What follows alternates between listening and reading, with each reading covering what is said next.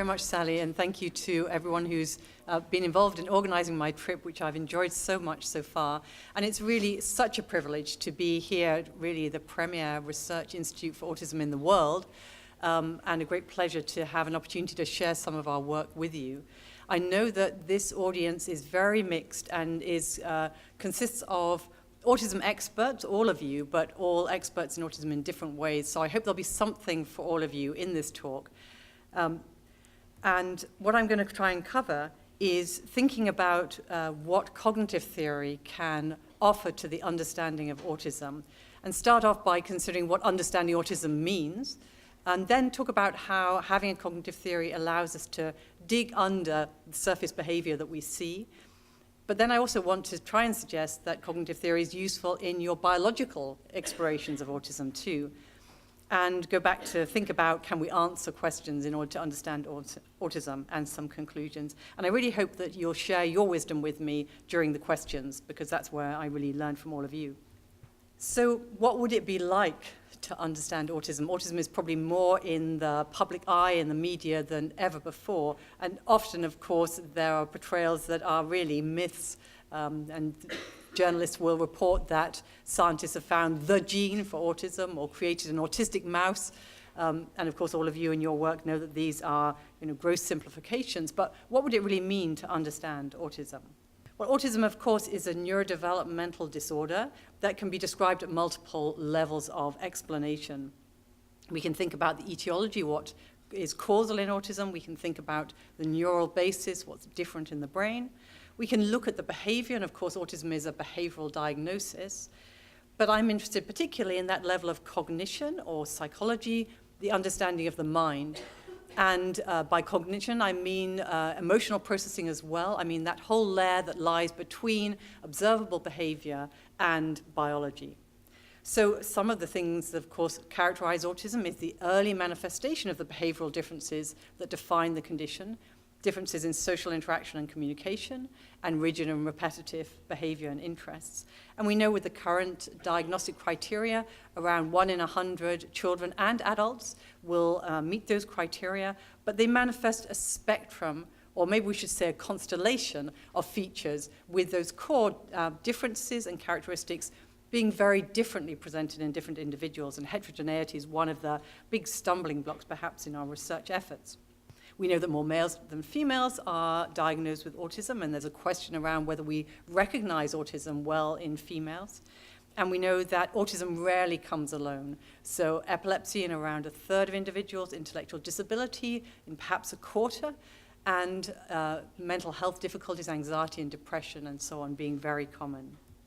So what will it mean to understand this complex thing that we call autism? Well, we could start with the etiology.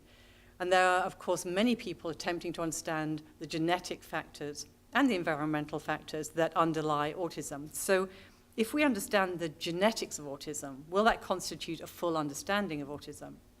Well, in recent years, we've made a lot of progress, I think, not me, but colleagues here and elsewhere, in understanding how complex the genetics of autism is, with perhaps 10 to 20% of autistic children having an identifiable genetic condition, often a rare de novo mutation, or CNV, a copy number variant, that is thought to be directly relevant to their autism. But in the vast majority of children and adults, autism is instead appears to be the result of many, many genes that are common and shared among all of us, common variants that each have a tiny effect. So in that sense, the genetics of autism is much more like the genetics of height, for example. So finding the genes for autism is going to be incredibly complicated, with many, many, many genes implicated, many of them only having a small effect. So if we know the genetic factors, will that constitute an understanding of autism? Well, it's interesting to look at another condition, to look at Down syndrome, where the exact genetic cause of autism, of Down syndrome, has been known for many years. And yet, has that really led to a full understanding of Down syndrome? Has it led to better educational interventions or better understandings of how to make quality of life optimal for individuals with Down syndrome? And I think that maybe points to the fact that although understanding the etiology of a condition is really important, it doesn't in itself constitute a full understanding of the condition.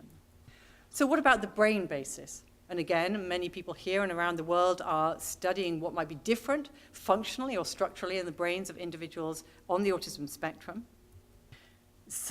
There are some better established findings. So for a subgroup, and I was learning today, it's about 15%, particularly of males, there is accelerated head growth in the first few years of life.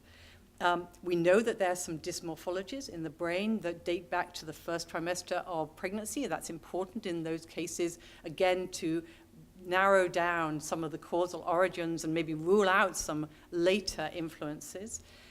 And many people are converging on the idea that there's an important difference in the excitatory-inhibitory balance in the brain in autism. But alongside those perhaps somewhat agreed findings, there are many, many unreplicated findings. And it's unclear whether this is in part due to small group studies in the past, maybe limited power to find robust effects, or due to heterogeneity. Maybe when we study autism, we're mixing apples and oranges, at least as far as the brain basis and the etiology is going. And people talking increasingly about the autisms with an S on the end to reflect that etiological and maybe neural heterogeneity. So if we knew the brain basis, would that constitute an understanding of autism? And again, I look to another clinical group, and this is a clinical group we're working with, who have agenesis of the corpus callosum. So this group is purely defined by their neuropathology. This is a group where the corpus callosum, the massive white matter tract that connects the right and left hemispheres of the brain, has failed to develop. And this group is really interesting. We got involved with them because they show social naivety and other sorts of social vulnerability. But a mother from our study told us that she was having difficulty explaining to her child's teacher why her daughter was trying really hard in maths but not getting very far. And she took the teacher in a scan of her daughter's brain that actually showed the missing corpus callosum and said, look, my daughter's really trying, but her brain is really different. And the teacher said to the mother, well, that's really interesting, but I don't know what to do with that information. If you tell me that your daughter has autism or dyslexia or dyspraxia or dyscalculia, I know how to approach her in the classroom, how to teach her. But looking at her brain, I don't know what to do.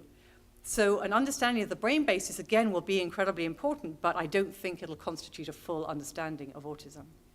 So what about the behavioral level? The behavioral level is the level, of course, at which we diagnose autism.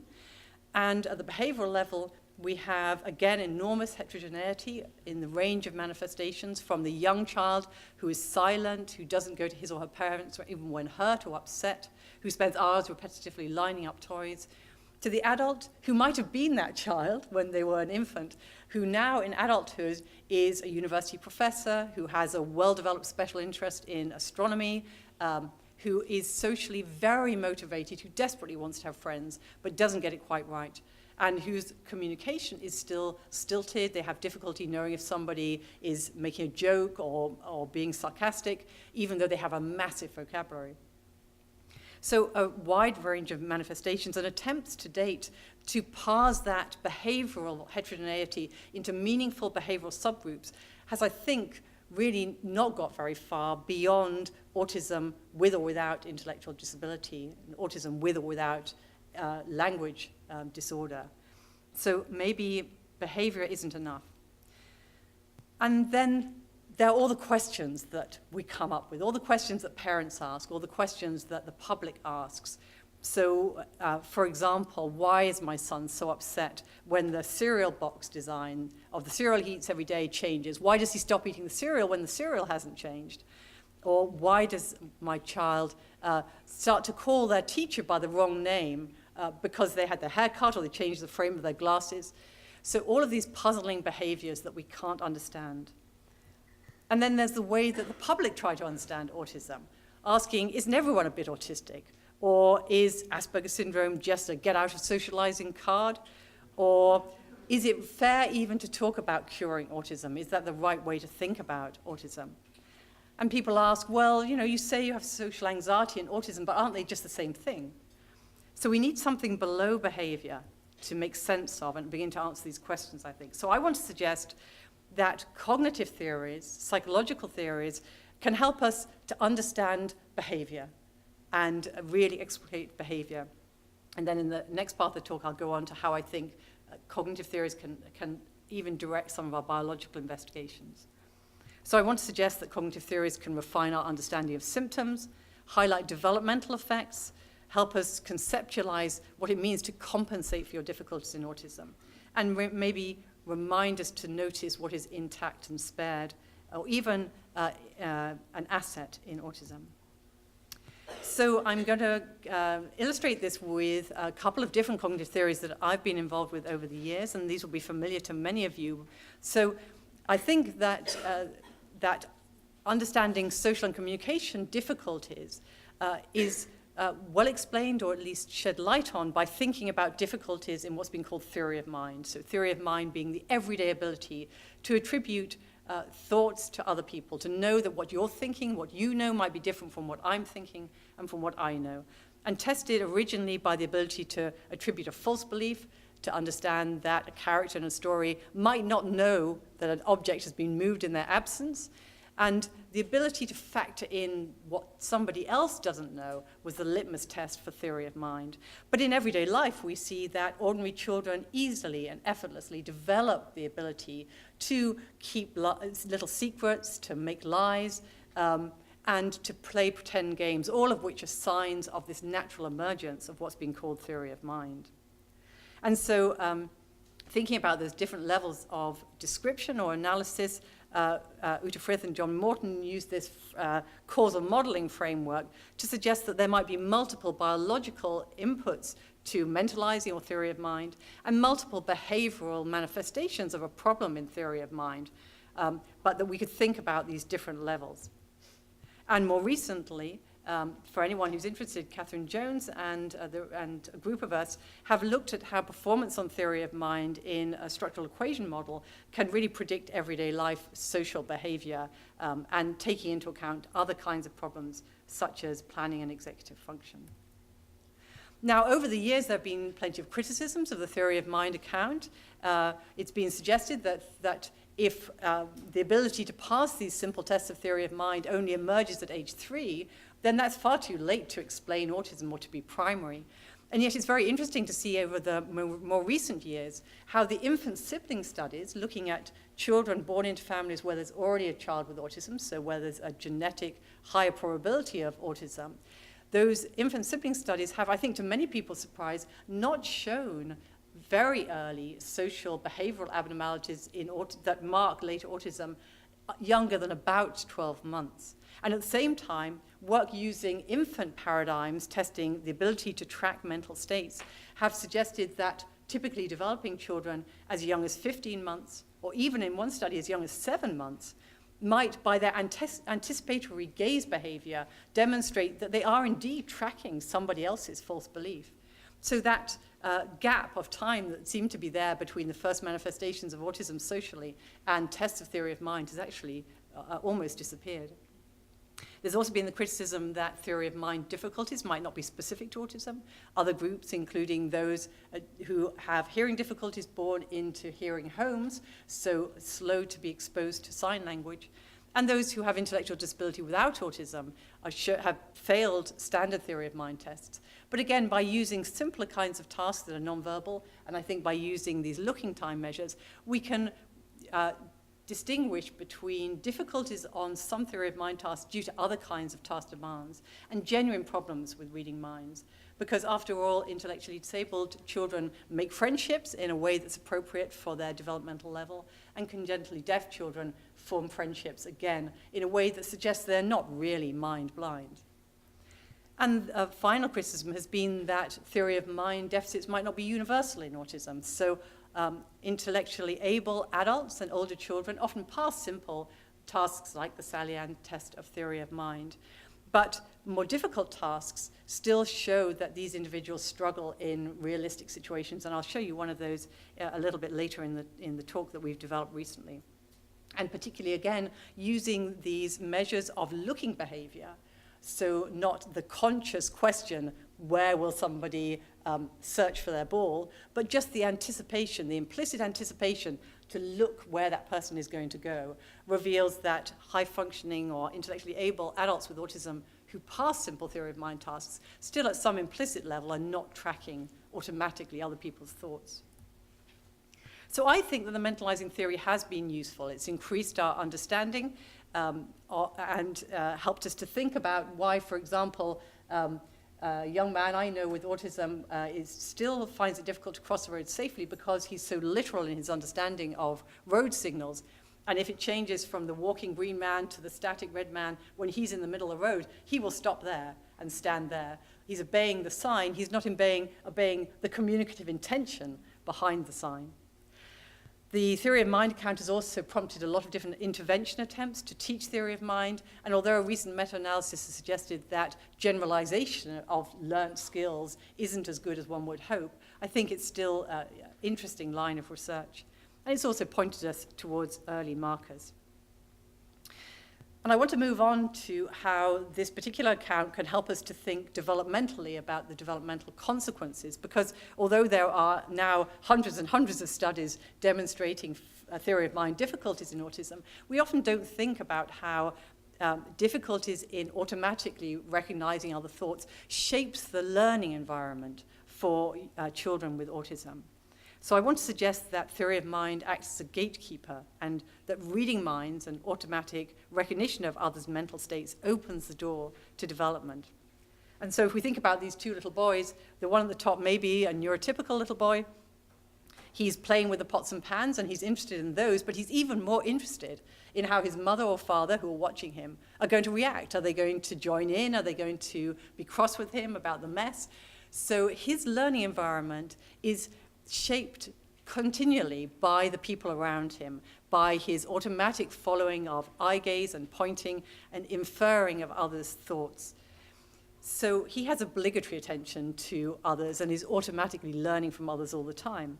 The little boy at the bottom may be a little boy on the autism spectrum, is interested in stacking up those cans, but that's the sole focus of his interest. What others think about what he's doing, whether others are interested or approve, is not in his focus of attention. And so he's looking less at faces and eyes. He's not automatically giving his attention to what other people find interesting. And therefore, his learning environment is completely different. And so we've been trying to think about the downstream effects of mind blindness. And I want to just very briefly illustrate this in 3 areas. So the first has to do with the skills and knowledge that are assessed on our standard IQ tests, like the Wechsler scales. And Uta Frith and I, a while ago, thought that if social learning is different in autism and the learning environment is different in autism, then maybe the IQ tests we standardly use are sort of not fair to people with autism. Some IQ tests actually have a social component within them, but other IQ tests test the downstream effects of all those things that you learn by being a person among other people. So Ros Blackburn, who talks about her autism in the UK, says, it's the things that you neurotypicals don't teach that I can't know. How do you just know this stuff without saying it out loud? So we made the hypothesis that if we could test processing speed and learning potential in a non-social way, in a way that didn't require social learning in a social context, we might find that actually there was a surprise, that actually people with autism who did rather poorly on IQ tests did rather well. So we used the inspection time task, which requires the children to make a very simple perceptual judgment at brief durations. So they had to choose which gun to use to shoot the alien, and that depended on whether the alien's antennae were the same length or different lengths. When they were different lengths, it was a really big difference. So it was a simple perceptual judgment. What made it difficult was that you only saw the alien for a very brief presentation before the stimulus was masked. And that was a staircase procedure to make it briefer and briefer until you were at a criterion of success. It's not a reaction time task. You can take as long as you like to press the button, so motor problems don't matter. And we know that in the general population and those with intellectual disability, your inspection time correlates very highly with your measured IQ. And that makes sense. If you're very quick at taking on information, you're going to know more facts and have more skills than other children your age on an IQ test. So Christina Scheufgen and more recently Antonio San Jose Caceres, PhD students working with us, looked at IT and measured IQ on the Wechsler scales, and found that children with autism had surprisingly fast processing speed on the inspection time task, given their performance on standard IQ tasks. And Antonio went one step further and showed that the discrepancy, the mismatch between inspection time, speed of processing, and performance on the Wechsler intelligence scales was well explained by performance on a very simple penny-hiding theory of mind task that was accessible to children even with moderate levels of intellectual disability. And you can see that their verbal IQs were on average in the 50s. So giving us some maybe support for the tentative hypothesis that measured IQ is the end product of social learning and therefore can be restricted in autism despite good processing ability. And that suggests we should be teaching children with autism, finding non-social routes to unlock learning potential in those with autism. And the gentleman here the picture is a reminder for me of one of these examples of what Ross Blackburn was saying of things that we don't teach. A young man in a sheltered housing setting, a young man with autism, who it was suggested that he might like to buy some deodorant because he got hot and sweaty, and he was taken into the community and bought some deodorant. The next day he came down in the morning and he sprayed the deodorant on his face because that was where he felt he got hot and sweaty. And it raises the question, who taught you where to put deodorant? In what lesson did they go through that? Nobody ever had to teach you. You just know it by being a person among other neurotypicals. So we think that mind blindness also has a downstream effect on language acquisition. And of course, Paul Bloom's work and others has shown that in neurotypical children, learning words and the meanings of words and how to map them onto objects is an exquisitely social process. And that obviously raises the expectation that word learning and language acquisition will be difficult for children with autism. We know that for most children with autism it is delayed, but yet many children do get there, and that's a real puzzle to know how are they learning words if all this usual process of following speakers' gestures and inferring speakers' intentions when they label a word are not accessible to children on the autism spectrum. So this is work in progress, just gathering information from parents of children with autism and typically developing children. We also have data from parents of children with intellectual disability, but the sample size is too small to show you at this point. And we were asking them about what we thought might be telltale errors that would give us clues to maybe a different route to language learning being used in autism. So we found, not surprisingly, that on average, the parents of the children with autism reported that they were late with their first words. A third of the parents were also surprised by their children's first words. And some of the examples that the parents of children with autism gave were a child whose first word was money, another child whose first word was a whole phrase, snip, snip, went the scissors. And these kinds of reports are very, very uncommon from the parents of typically developing children.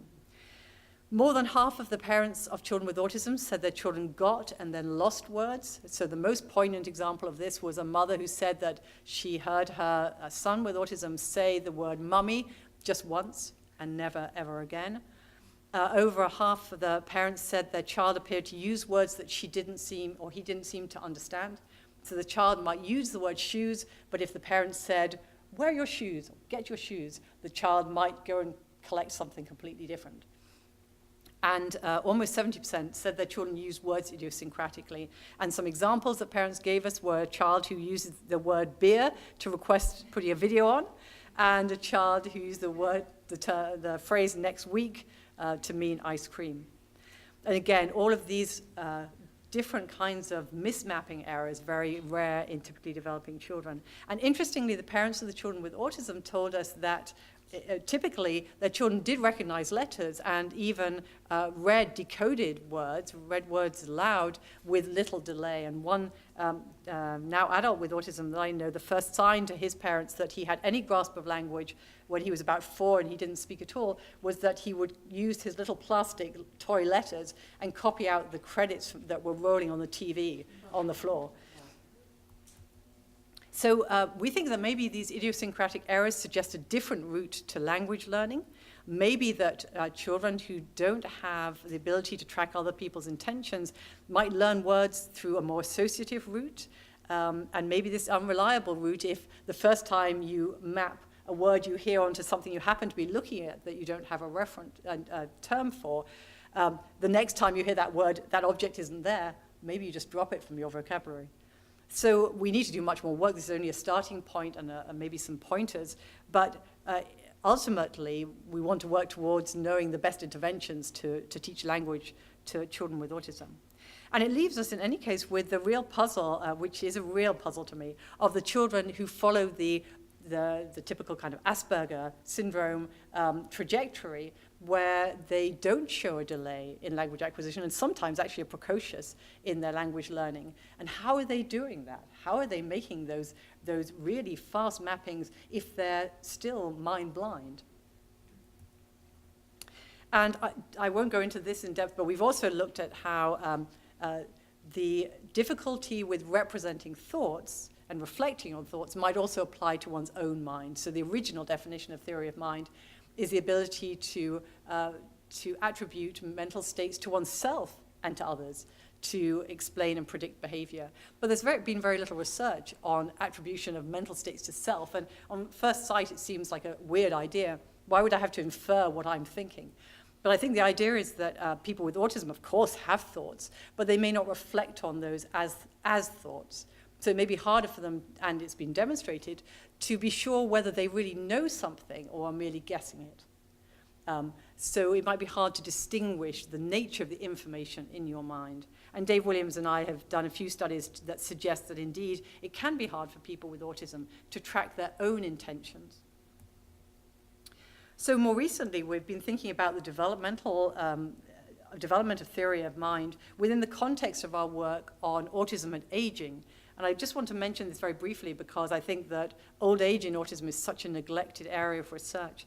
So here is Donald T., who was Kanner's case number 1 in his 1943 paper. And this is a picture of him when he's 77 from that wonderful article in the Atlantic magazine about his really very happy life in the small town in the States where he grew up. Still very autistic, but a very good quality of life. So Hilda Gertz, who I think is the only person who's done good group studies on aging in autism, has suggested that, of course, there are 3 logical patterns we might expect. We know that for a lot of different cognitive functions, people with autism in the age ranges that we do study, in children and adolescents and young adults, show a disadvantage compared to neurotypical groups.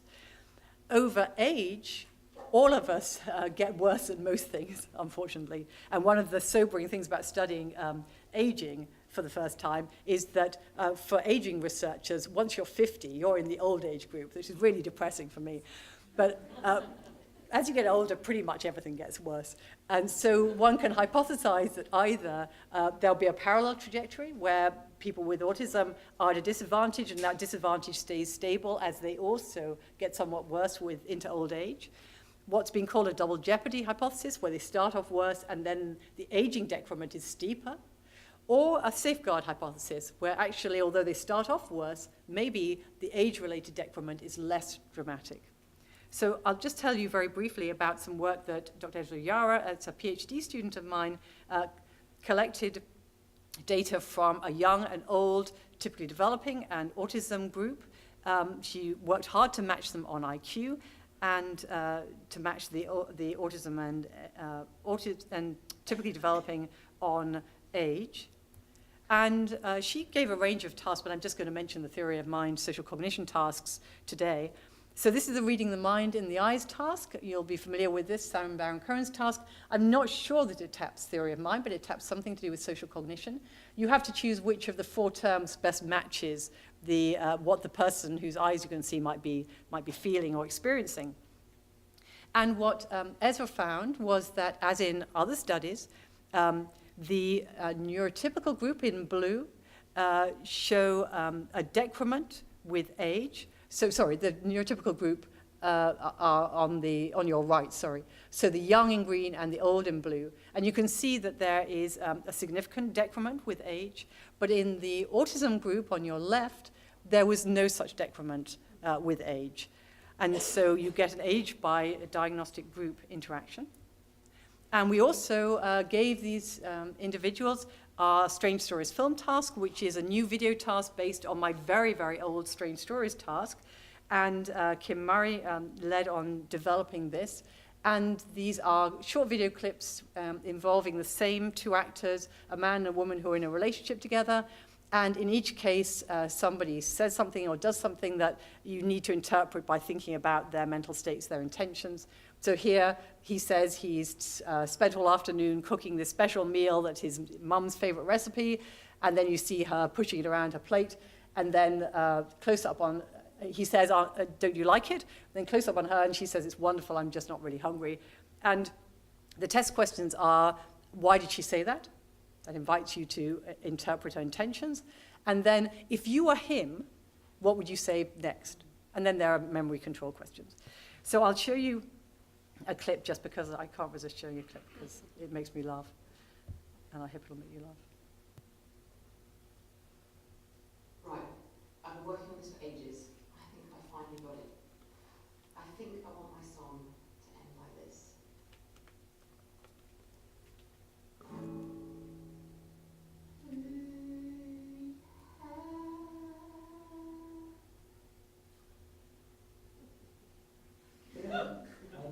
That sounds really good.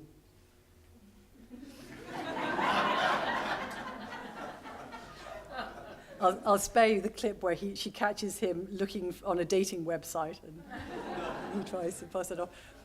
So in that clip, for example, and then, sorry, there's another clip, maybe even clearer to explain. So there's another clip where you see him, again, waiting at the dinner table patiently and looking a bit frustrated, and he picks up his phone, and then it cuts to her standing in a pub, and she takes out her phone, looks kind of guilty, and says, oh, it's been crazy at work, I'm just leaving work now. And then you ask, why did she say that? And, of course, neurotypicals generally say either she's lying or she's telling a white lie or whatever.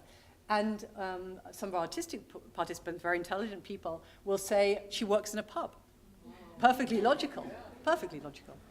So anyway, Ezra used this with the young and old participants, and again, you see the same pattern. So the intention task question is, why did she say that? Interaction is, what would you say next? And in both cases, there's a decrement with aging in neurotypicals, but no such decrement with aging in the autism group.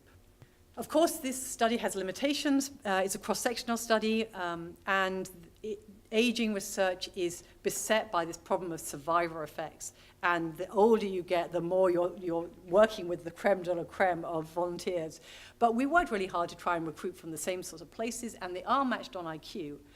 So if we can replicate these findings, then I think it's really interesting, exciting to think, are these differences in aging in autism due to differences in brain maturation, just as there's a suggestion of differences in brain maturation early in life in autism? Is it reflecting a different route to theory of mind performance? Or is it perhaps that when high-functioning autistic people tell us it's really hard work trying to get on in social situations, and when I'm with you trying to work out what you're thinking, I'm working really hard all the time, like mental arithmetic, trying to work out what you're thinking. Maybe they're going through brain training every day, working really hard, keeping their brains fit for old age. So we've also been thinking and using cognitive approaches to dig below behavior in trying to conceptualize compensations. So we know that many people on the autism spectrum will show an improvement with symptoms at some point as they get older. And there are two possible explanations of this logically. One is that their core cognitive difficulties, say in difficulties in reading other minds, have actually alleviated or disappeared or lessened, and they've just got better at reading minds and other aspects of cognition. And the alternative is that those core cognitive features have stayed the same, but a layer of compensation of learned strategies and other kinds of abilities to fit into a neurotypical world have been laid over the top.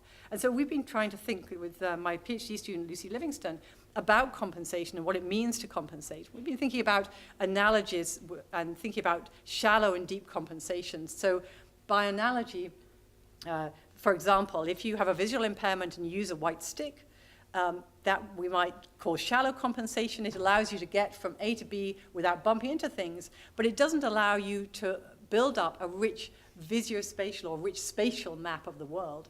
By contrast, many people who are visually impaired actually echolocate. And echolocation would count as deep compensation because it not only gets you from A to B, but it allows you to build up a pretty rich spatial map of the world. So not via vision, but via a different route. And so we're beginning to try and think about compensation in different sorts of ways.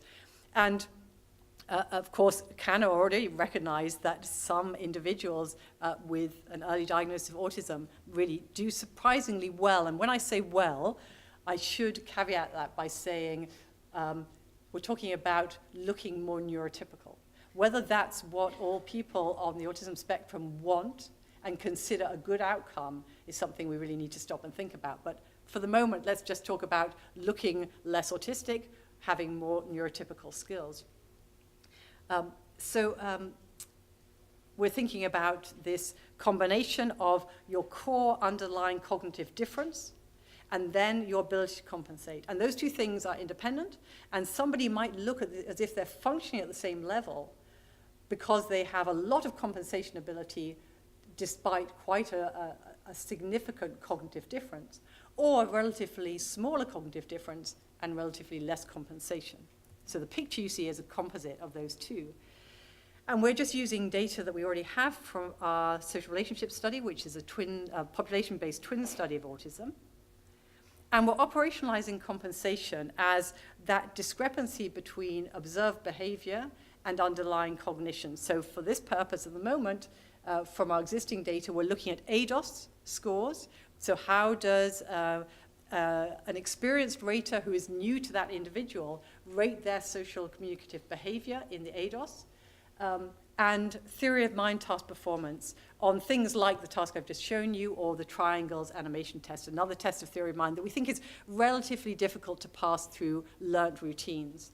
And so we characterize a group that have, in the bottom left-hand corner, who have really rather good ADOS performance. They don't show a lot of autistic signs in ADOS, despite doing badly on theory of mind tasks. And we're calling those, for this purpose, good compensators. And we're contrasting them with the group who do equally badly on theory of mind tasks, but in the ADOS, they're also showing a lot of autistic behavior. So there's not that mismatch between behavior and cognition. And what we're finding in this group is that the high compensators have better IQ and better executive function, and we think these are contributing to their ability to compensate, although, of course, we can't draw causal conclusions from basically data that's an association. But very interestingly, we also find higher self-reported anxiety in those high compensators. And these children are 12 to 14 at the time that we have this data. Their parents don't recognize that they are any more anxious than other children with autism. But the children themselves report their anxiety as being higher than other children with autism report it. So the next point I want to make about how cognitive theories can help us to understand behavior is that I think cognitive theory is really helpful in reminding us that not everything is different or impaired or distinct in autism. Some things are just the same as in other kids. So, for example, the fact that children on the autism spectrum show the attachment to caregivers that you would predict from their developmental level is a really, really important finding, I think, and tells us as much about autism as all the areas where they seem to be different. And I think, for me, the theory of mind account, I guess historically, because I lived through it, was really important in changing from a very general notion of a problem of sociability, a child who didn't really want to interact with other people, to a problem in a very specific type of social ability and social representation. And this comes into contrast even more when we think about what is, for me, a really important contrast between theory of mind and emotional empathy. And I know that this goes against the ways that some autism researchers, notably Simon Baron-Cohen, I think in his sort of empathizing concept, think. But for me, the ability to know what you're thinking and my emotional caring what you're feeling are completely distinct. And the reason that I believe that, in part, is not only that, is that you can see a double dissociation. So not only do I know many adults with autism who are deeply concerned and upset by other people's suffering, who know, they hear about famines and disasters on the news, and they're really upset, and they feel very strongly emotionally with those people because they know what it's like to be hungry or to be in pain, and they don't want anybody else to suffer that. At the same time as finding it difficult to put themselves into somebody else's shoes cognitively.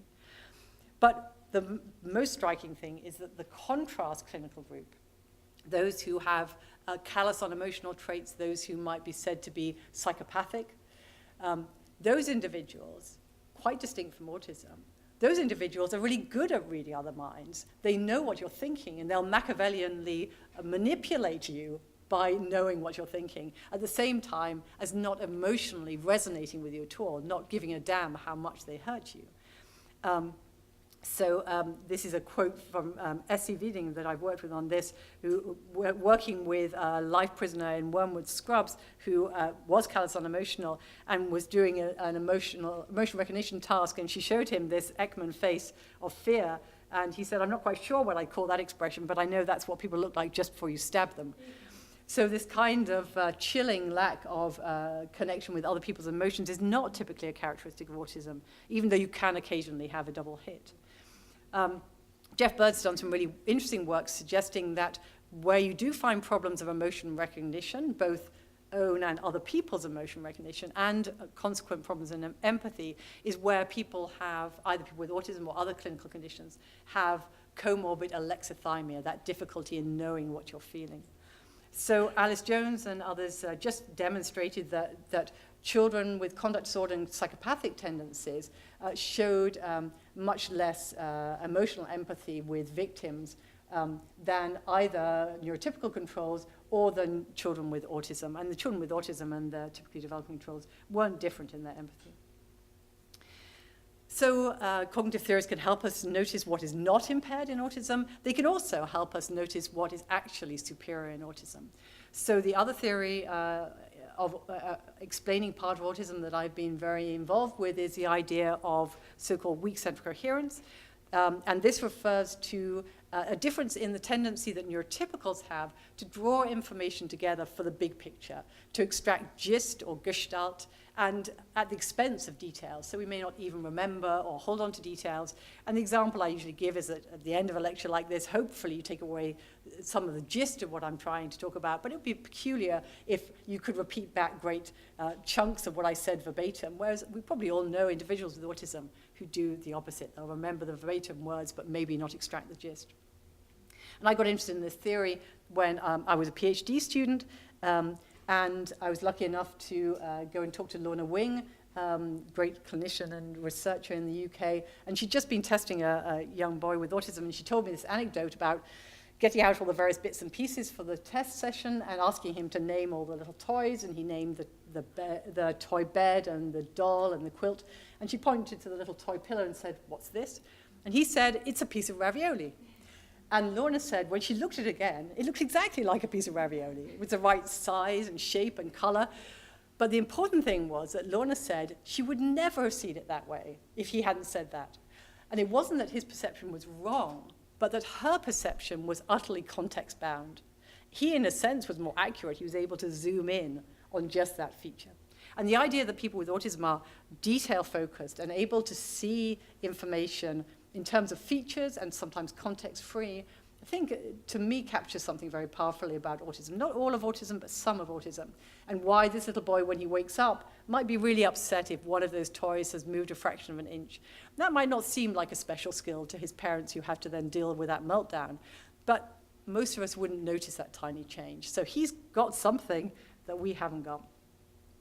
And so Ute Fritz's work on central coherence, I think, was really important in, for the first time, alerting us to the fact that when a child or an adult with autism is super good at something, that tells us at least as much about cognition in autism as when they do less well than a neurotypical child. And here are some of the early studies that were used for that. So the embedded figures test, where you have to find the simple shape hidden within the larger complex gestalt, and the block design task, where in the Wechsler scales, typically you have to copy the whole design, and the observation was that children and adults with autism are often extremely fast to copy that whole design.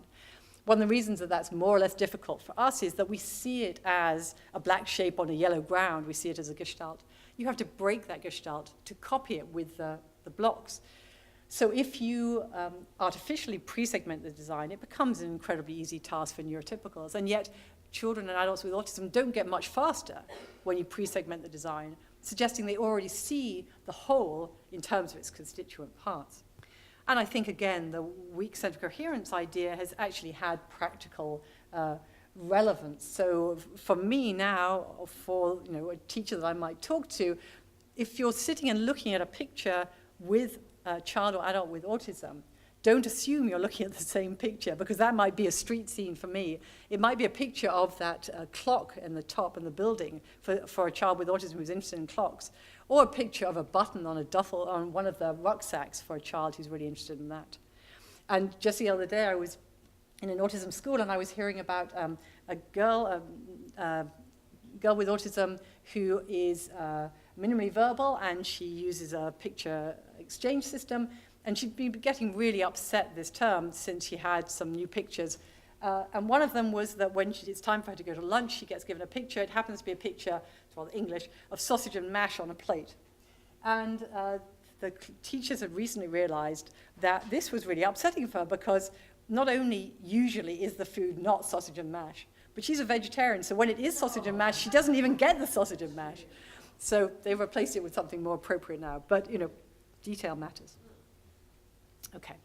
So now I want to move on to maybe a slightly more contentious idea, which is that cognitive theories can also inform our biological studies. And I'm going to just very briefly give examples from functional neuroimaging, from our attempts to explore the genetic structure of autism, thinking about how you might think about who's a case in your genetic studies and your pedigrees, and then very briefly whether cognitive theories can redefine or inform in any way behavioral assays for animal models. So the theory of mind account came around the time that functional neuroimaging really began to be widely used. And so we were able to, for the first time, try and interrogate the brain systems involved in thinking about other people's thoughts. And we've used a variety of different kinds of stimuli, from written vignettes to cartoons. Hopefully all of these stimuli, would be a moving animation where the movement pattern makes you infer intention to trick or surprise and so on. And hopefully when you look at a cartoon like the one on the top right, you automatically find yourself thinking about what the snake wants the mice to think, or maybe what the mice think about the snake. So all of these stimuli seem to activate robustly the same mentalizing brain network in those who are neurotypical, involving the medial prefrontal cortex, the superior temporal sulcus, the temporal poles, sometimes limbic regions. And while my prediction was and would be that people with autism, who are all, in my mind, solving theory of mind tasks in different ways, shouldn't use the same brain network. In fact, they do use the same brain network, and that's one of the real surprises to me. Functional connectivity is reduced between these areas in autism, and sometimes there's more or less activation in different regions, but I think still a surprising finding. Now, this harks back to that distinction between theory of mind and emotional empathy. So Liz O'Nions and S.V. Viding showed that those conduct problem kids who have callous and emotional traits show theory of mind brain activation that's just like those neurotypical kids, whereas the kids with autism show these slight perturbations, overactivation, underactivation, reduced functional connectivity. And also showed that, as you can see here, the reduced activation in this case in medial prefrontal cortex in autism was correlated with socio-communication scores on the ADOS in the autism group, so maybe has some real relevance to everyday life social skills. And then we've also attempted to use our cognitive theory to interrogate the genetic structure of autism. So when I started with this work, we were still thinking about the autistic triad. We hadn't moved to the DSM-5 dyad of social communication and rigid and repetitive. But still trying to think about this question of whether there can be a single explanation for autism. I've already hinted at this because I've talked about theory of mind to explain social and communication impairments. I've talked about weak central coherence to explain assets and uneven IQ profiles, and something about restricted and repetitive behavior and interests. And of course, executive functions that Sally did such wonderful work on is another important part of the puzzle of autism. And I came to the conclusion that for myself, I couldn't explain all of the different features of autism by a single cognitive account. And then the question becomes, do we need to have a single cognitive account, or indeed a single etiology, a single neural or genetic cause for those different aspects of autism, even in the same individual? So is autism a monolith where social and communication difficulties and rigid and repetitive behaviors are just two sides of the same thing? Or is autism a composite, where in this particular child, these different cognitive differences come together to form a mixture that I think is really special and much more than the sum of its parts? So we explored this with the twins early development study, because if you only look at this question in an autism clinic sample, then you've already answered the question. To get the diagnosis, you have to have both rigid and repetitive traits and social and communication difficulties. But out there in the real world, how tightly bound actually are those different aspects that we call autism? So this is data from more than 6,000 children. Parent report when the children were 8 in this case, but we've replicated it in different samples and at different ages. And we asked the parents to tell us about their children's autism traits. So parents answered questions about, how good is your child at making friendships, or keeping a conversation going, or how much does your child impose routine on themselves or others. And what we found was that phenotypically, these individual differences in these different areas were only moderately correlated. So it wasn't the case that if you say your child really likes to impose routine, then that child will always actually also have a social difficulty or communication difficulty. Not at all. The phenotypic correlation was really not that high. But more interestingly, because they were twins, we can look at the heritability by comparing identical and non-identical twins and how alike they are. We can find that the heritability of each of those traits, those individual differences in social skills or difficulties, communication, and non-social rigid and repetitive traits, are highly heritable. They show much more similarity in identical twins. But most interestingly, by looking at cross-twin, cross-trait correlations, we can ask the question, are the same genetic influences operating on how socially skilled you are or how socially impaired you are, and on how rigid and repetitive you are? So these are the genetic correlations. And so the genetic correlations show, again, are only moderate. So they show that most of the genetic influence on individual differences in, say, social skills are independent of the genetic influences on rigid and repetitive traits, and independent of the individual differences in communication ability. That suggests that we shouldn't talk of one autism spectrum, but a multidimensional space, because these are independent, somewhat independent aspects of autism. And I've started to talk, when I remember, of the autism constellation instead, which captures the independence of this multidimensional space. And it suggests, of course, that if these aspects of autism are potentially distinct, with distinct genetic influences, you should be able to find children in the general population who are impaired in only one area. So again, using the twins early development study, we could define being impaired, for the sake of argument, as being in the worst 5% of that large population representative sample. And we could look at how much overlap above chance there is between difficulties in these three areas. So what we found with Angelica Ronald was that these things do co-occur above chance, and that's really interesting, and that I think poses lots of questions. But the largest group by far is composed of children who have difficulties in only one area of what we had called the autistic triad. And that, in fact, fits with what we know from family studies, that you can have a child with autism in a family where there's a grandfather who is a proofreader, has an amazing eye for detail, who likes to eat the same lunch every day, but is socially fine, got married, has friends. And then you might have a great aunt who was socially a loner, who never really got on with other people, didn't like being in a crowd, didn't have many friends, but wasn't particularly rigid. So you can see that different aspects of what has come together in the child with autism can be seen in isolation in different relatives. So 3 symptoms, but not necessarily one cause.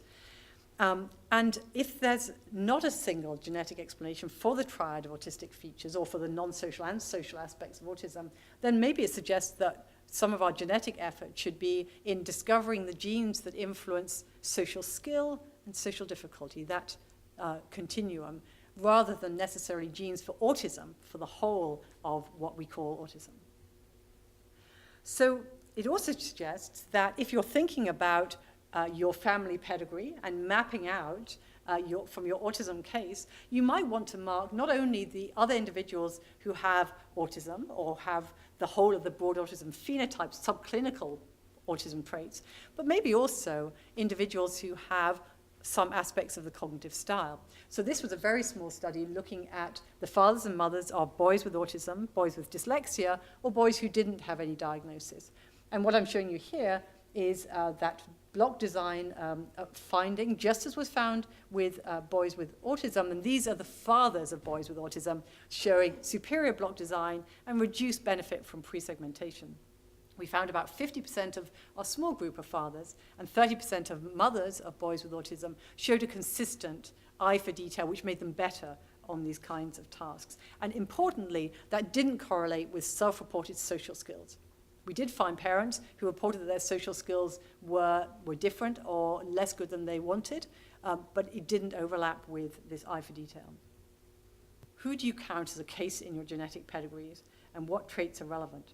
So we've been thinking about how eye for detail might be an important starting engine for talent in autism.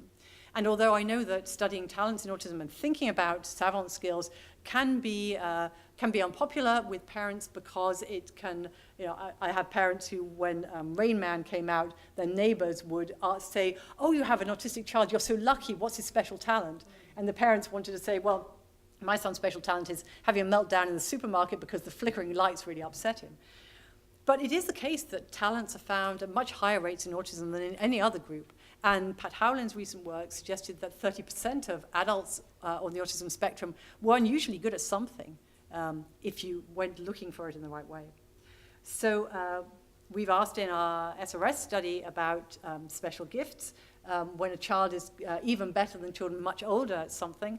And again, we get higher rates in autism.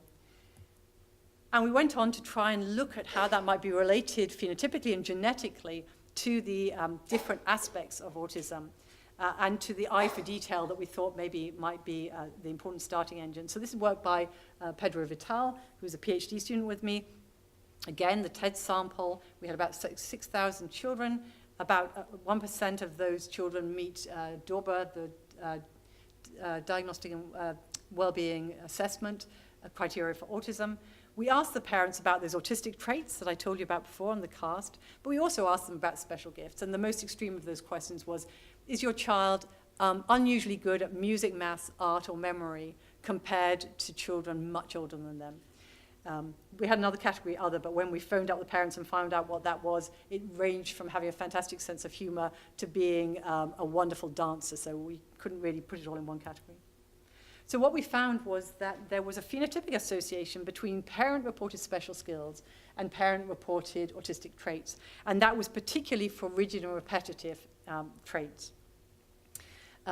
We asked them what kinds of, we looked at the item responses because we thought maybe it was something to do with obsessiveness, the 10,000 hours of practice kind of idea. Maybe if a child likes to do the same thing over and over again, that plays into skills. But actually, it was questions to do with eye for detail. Things like, does your child notice little details that other people miss? That was most closely related to parent report of special skills. And we could do that same twin modeling of cross-twin, cross-trait, analysis, and this suggested that actually there was quite a strong overlapping genetic influence on individual differences in rigid and repetitive traits and the presence of special skills. Now, again, this is parent-reported in each case, so it's a starting point and it needs to be replicated. But it would be, I think, important and exciting if some of the genetic influences on aspects of autism actually are genetic influences on talent and skill. So lastly, I just want to suggest how, again, having a cognitive theory might be really helpful as one thinks about animal models, genetic work going into knockout mice, for example, and thinking about the behavioral assays that we might design. So I just want to give you a kind of fantasy example. So we know that face processing is often different in autism. So facial identity recognition can be different. And we know that there's some suggestion that face processing is more featural or it might be different in other kinds of ways. Now, if you wanted to try and see whether your animal model of autism, your knockout mouse, had difficulties that were analogous to face recognition problems in autism, you might think it might really depend on your theory of face processing problems, how you go about testing that in your mouse.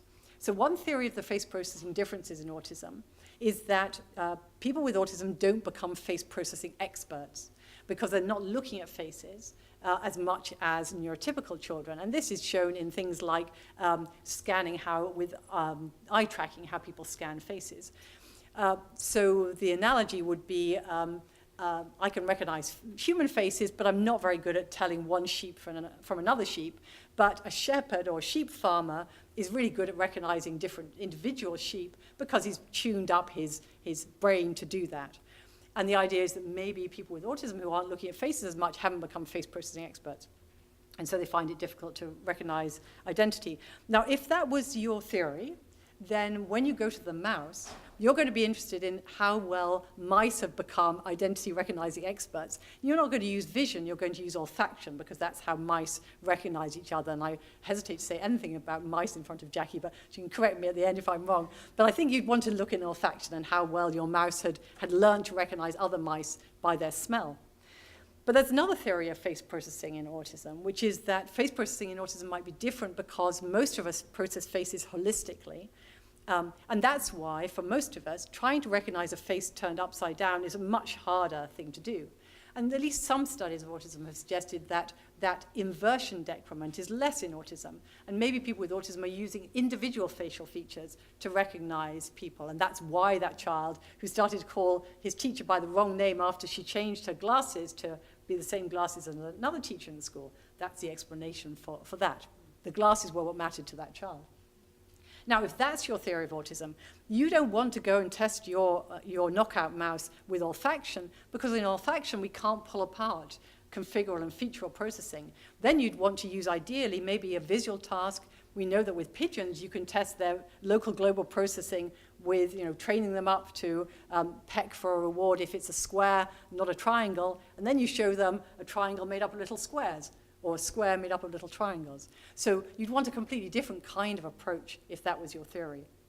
So trying to understand autism and trying to answer these kinds of questions, I think cognition really helps. So thinking about, is autism something that we should cure? Well, I think you can think about that with more nuance if you think about the different aspects cognitively of autism. You might decide that actually eye for detail is not something you'd want to mess with. That leads to at least as many assets as difficulties. What about theory of mind? Do we want to make people with autism obligatory mind readers? Maybe yes, maybe no, but at least we can begin to think about the pros and cons. And are we all a bit autistic? And this is my kind of last point. So again, I think it really matters to answer that question at different levels of analysis. Behaviorally, with something like the autism quotient or almost any measure you can take, you do get a normal distribution. You don't get a bimodal distribution. We are all a bit autistic on the kind of behavioral measures, but does that reflect what's going on cognitively? I think in terms of theory of mind, there is a real qualitative difference that actually neurotypical people and people with other kinds of intellectual disability and other difficulties just get mind reading for free. That's my working hypothesis. And people with autism don't. They either get it with a big delay or they get it through a different route that's hard work. Central coherence, I think there we probably have a normal continuum. That's my working hypothesis, that all of us here are more or less detail-focused or globally focused. And I think for a lot of highly talented people, they may not have autism, but they've got a really amazing eye for detail. And then in terms of biology, who knows? And it probably depends. Again, going back to genetics, we know we've got a few people with really rare mutations that maybe only 2 other people in the whole world have. And then we've got a whole lot of people with autism who have a large number of common variants, each of small effect, where there's a lot of overlap with the genetic profile of the rest of us. So, conclusions. I think studying cognition isn't just a while we wait activity, while we don't know the biology of autism. I think it really has a value in itself, and I hope that I've persuaded you a little bit that cognitive theories of autism can help to refine our understanding of behavior, but also perhaps direct or contribute to the search for the biology of autism. And so understanding of autism clearly requires understanding the mind, and I can't think of anywhere better than the Mind Institute to try and persuade you of that. So I have to thank all the individuals with autism and their families who've worked with us, and all my wonderful colleagues and those who funded us, but particularly to thank you for coming and listening, and to thank you for inviting me, because as I say, it's just an incredible privilege. Thank you very much. Well, I don't know about the quality of this question, but for the sake of having a question, I was wondering recently about what you think of the relation between central coherence and some of these newer accounts about things like prediction and sort of the Bayesian stuff, and whether you think they're substantively similar or tapping into the same things. Yeah, no, that's a lovely question. I think that those accounts, and of course there are lots of slightly nuancedly different accounts, but the kind of predictive coding and Bayesian accounts provide a really promising explanation for central coherence, which really has only been a description up to now. We haven't had a mechanistic account, and I think those Bayesian accounts take us towards that. What would be really exciting to see from those Bayesian accounts are some really novel predictions to be tested, because a lot of it's been about explaining existing findings. And there have been some novel predictions, for example, about sort of, I think, face sort of after effects and things, but a lot of those aren't robustly demonstrated yet. But I think they're really, really promising and very exciting, yes. Thank you, Frankie, for a wonderful talk. My question to you is whether, or in what ways has the work coming from the baby SIBS networks changed your views, your earlier views, about the cognitive basis of autism? So I think that I found the infant SIB work really, really interesting. I think having been, around before that work was there, when we were relying on retrospective report, the lack of robust socially demonstrated differences in the early months is really interesting and important. But of course, also the finding that the earliest signs are often non-social, the kind of sticky attention and so on, I think is really interesting. And it is challenging to, I guess, a primary social account in some ways. And I suppose that one thing that I'm intrigued about is whether difficulties of executive function and disengagement whether they're part and parcel of autism, or whether they're a marker of a system that is less robust to other kind of perturbations and less able to get back on track when something like a failure of meta-representation happens. So I suppose that the proof of the pudding there will be as the data comes in from these other groups, like the children at risk of ADHD, and other kinds of groups. If those sticky attention and so on turn out to be general across neurodevelopmental disorders, that will tell us something very different from if they turn out to be very specific to autism. Thanks, Frankie. I wonder if you have given thought to whether the neural basis of this is more related to very high level cognitive processing in the brain, or something related more to lower level sensory processing that contributes to dysfunction of theory of mind. So where within the chain of sensory processing do you think the problems may be? Yeah. So the short answer is I don't know. I think it would be very interesting to see if a low-level perturbation could provide a cascade that was specific enough in its endpoint. So the challenge to me is for those cascade theories not to explain too much, given, as I say, that things like emotional empathy seem to be intact, that attachment to caregivers is intact, that intelligence can be intact. So the cascade theories have the challenge of being specific enough, I think. But I think really interesting. For myself, I've sort of given up on one single thing explaining all the different features of autism. But I'm ready to be disproved in that. And it might be that one of these Bayesian accounts can actually explain everything from an early perturbation outwards. But I wait to see. But I am very, very interested in, for example, how failures of habituation might help us to understand sensory difficulties in autism. I just haven't yet seen the story that takes you from those to this very nuanced, specific pattern of social difficulties. Thanks for a wonderful talk. This is overlapping with these few questions. I was really struck by your examples of the two toddlers with the pots and the cans, and creating very different learning environments, and what the impact is on parental interaction.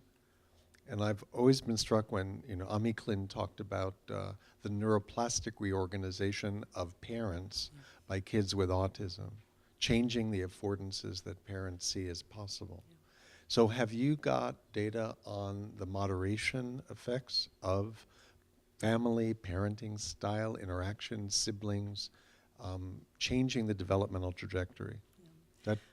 I don't, not in our work, but I'm very struck by the work from Jonathan Green and his group in the UK with the PACT study, where it's precisely about helping, not asking the children to change, but helping parents to recognize those tiny cues that are actually, a micro invitation to interact, and where very good parents who are looking for neurotypical initiation of interaction miss those cues and therefore get into a cycle of the parents being the initiators and the child being socially passive or communicatively, interactively passive.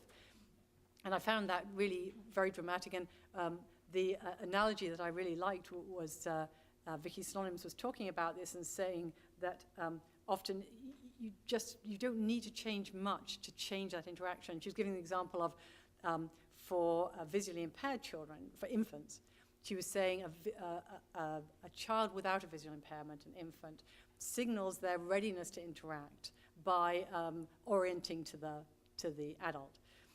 But a visually impaired infant signals their readiness to interact by going still. And all you need to tell the parents of that visually impaired child is to look for that stillness. And then everything else goes smoothly, everything interacts well. And that was really interesting to me to think about, as you say, exactly how that interaction is magnifying maybe a really small difference to begin with. Hi. Very stimulating talk. I wanted to ask you about your, in your conception of the different levels that you're looking at. You characterized etiology as being genetics, and you focus specifically on DNA, the genetic code. You didn't talk at all about, for instance, epigenetics, which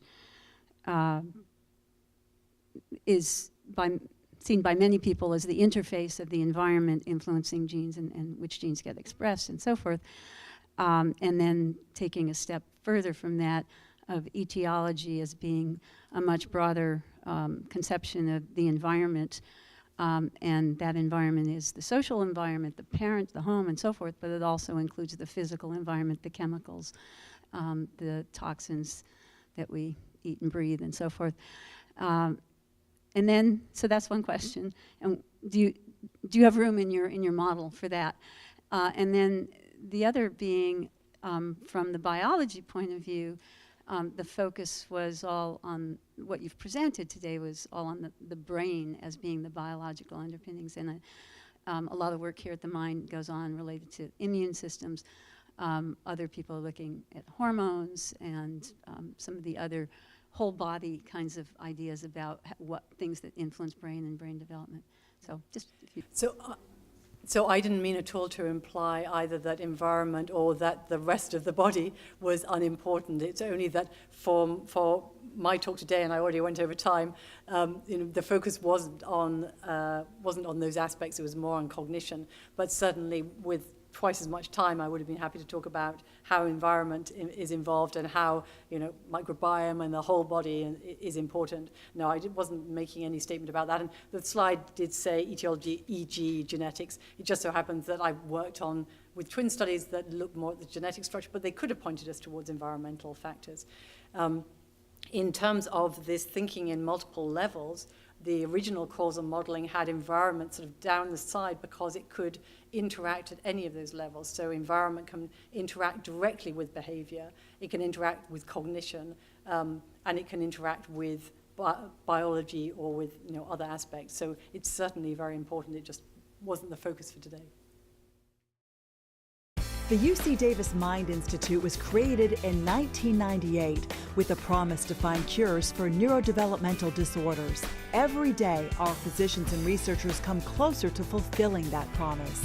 Their groundbreaking research on autism, Fragile X syndrome, chromosome 22q11.2 deletion syndrome, ADHD, and other brain disorders are helping children achieve their fullest potential. Please visit our website to find out more about current studies, upcoming events, and how you can help make a difference.